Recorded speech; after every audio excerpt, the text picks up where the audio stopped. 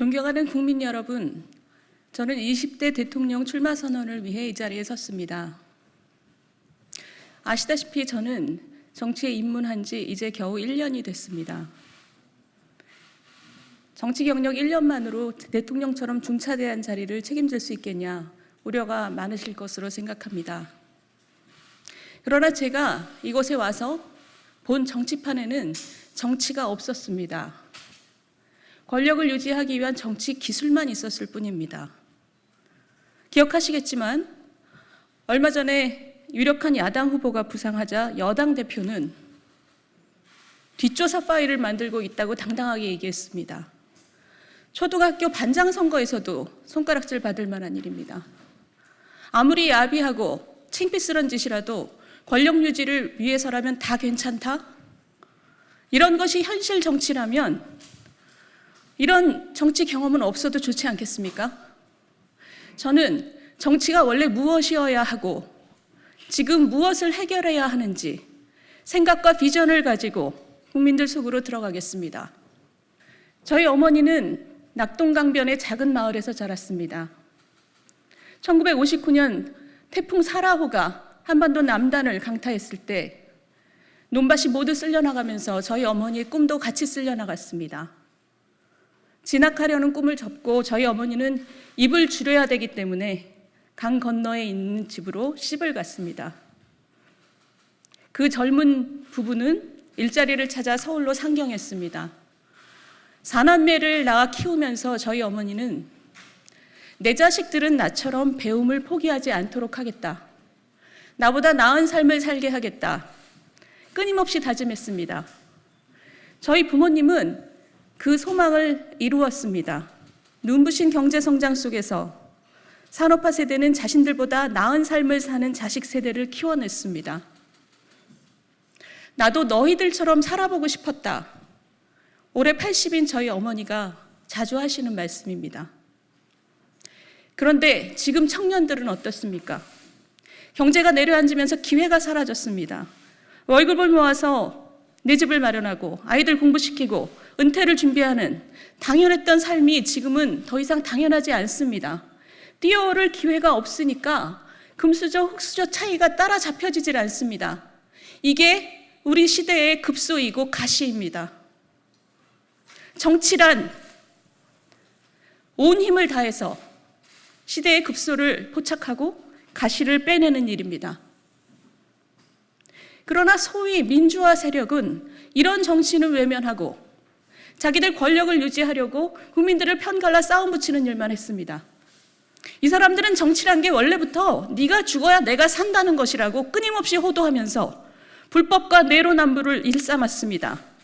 우리나라가 민주화된 지 이미 30년이 넘었습니다. 그런데 지금 와서 우리 국민들이 법치와 민주주의를 갈구하는 것은 정말 웃을 수도 없고 그렇다고 안 웃을 수도 없는 상황입니다. 제대로 된 정치 세력이라면 지금처럼 기술 기반과 산업 지형이 지진처럼 변하는 세상 앞에서 함께 힘을 합칩시다 이렇게 말을 했어야 합니다. 젊은이들에게 기회를 주기 위해 우리 기득권은 양보하고 개혁합시다 라고 국민들을 설득했어야 합니다. 지난 20년 동안 신생아 수가 반으로 줄었습니다.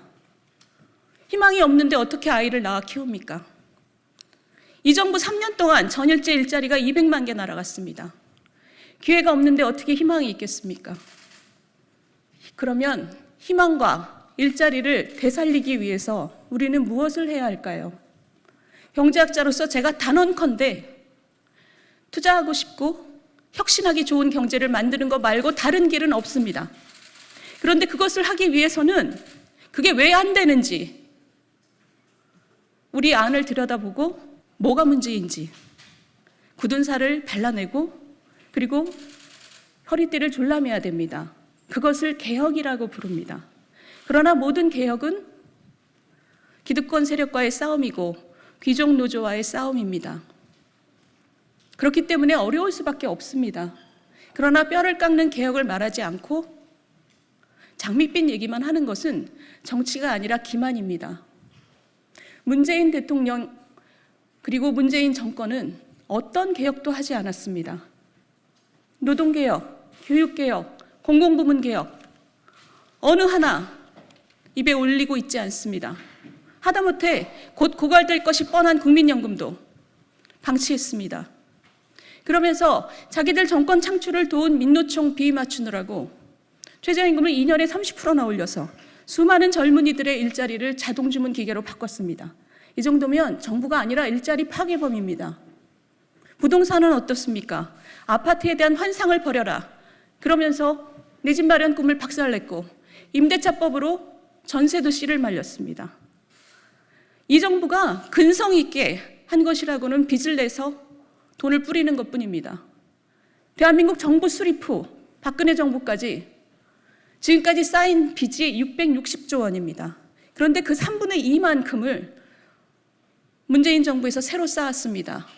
일자리를 파괴한 것뿐만 아니라 빚더미까지 청년들한테 안긴 것입니다.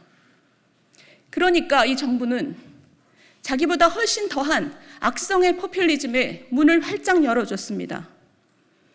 지금 여권의 선두주자인 후보는 가난하든 부자든 모두에게 돈을 똑같이 뿌려서 경제를 성장시키겠다 말하고 있습니다. 여러분, 우리나라 경제는 그 규모가 이미 세계 9등입니다. 그런데도 길에는 폐지를 줍는 가난한 노인들이 많습니다. 그것이 우리 국민들 가슴속에 얹혀있는 큰 돌덩이입니다. 그런데 똑같이 돈을 뿌려서 세금주도 성장을 한다고 합니다. 소득주도 성장으로 경제를 말아먹고도 얼마나 국민이 우스웠으면 이런 짓을 반복합니까? 지금은 4차 산업혁명입니다. 어떤 나라가 추락할지, 어떤 나라가 도약할지 아무도 모르는 불확실성의 세계입니다. 우리 스스로를 바꿔야 내일을 바꿀 수 있습니다. 경쟁국에는 없는데 우리나라에만 있는 규제는 다 없앤다. 우리 경제를 꽉 막고 있는 혈맥은 뚫고야 만다. 이런 마음으로 전심전력을 다해서 우리를 쇄신하지 않으면 청년들의 내일이 없습니다. 좋은 일자리가 넘치는 하이텍 제조업, 국민들의 삶을 편리하게 만드는 서비스업, 그리고 도약이 있는 스타트업, 전 세계가 동경하는 문화 콘텐츠, 그리고 그 속에서 국민들이 마음껏 뛰는 그런 희망찬 나라를 만들어야 하지 않겠습니까? 희망이 있어야 선한 영향력이 사회를 퍼져나갑니다. 내 앞이 보여야 나보다 처지가 못한 사람을 따뜻하게 배려할 수 있습니다. 공정한 룰 속에서 힘껏 뛰어본 뒤에야 100% 내가 잘나서가 아니라 운도 따랐구나, 이것을 깨달을 수 있습니다. 급소를 치료하고 가시를 빼내야 사회가 건강해집니다. 국민 여러분, 이번 대통령 선거는 너 죽고 나 죽자 정치를 끝내고 민주주의의 본질을 회복하는 선거가 돼야 합니다. 입으로만 공존을 외치면서 편가르기만 해대는 위선자들을 역사에서 몰아내는 선거가 돼야 합니다. 앙상한 이념으로 국민 삶을 망가뜨리는 탈레반들로부터 권력을 되찾아오는 선거가 돼야 합니다. 진보의 탈을 쓰고 기득권 노조의 편만 들면서 개혁을 막아서는 그런 수구 세력에게 책임을 묻는 선거가 돼야 됩니다. 권력이 만들어낸, 정치가 만들어낸 지역 갈등, 세대 갈등, 남녀 갈등을 끝내는 화합의 선거가 돼야 됩니다. 저는 비록 그것이 고통스럽더라도 한국 경제의 굳은 살을 베어내고 새로운 기회를 만들어내겠습니다. 꿈꾸면 이룰 수 있고 바라면 이룰 수 있는 길을 열겠습니다. 도전하고 실패해도 일으켜 세우고 그리고 등을 밀어주는 그런 나라를 만들겠습니다.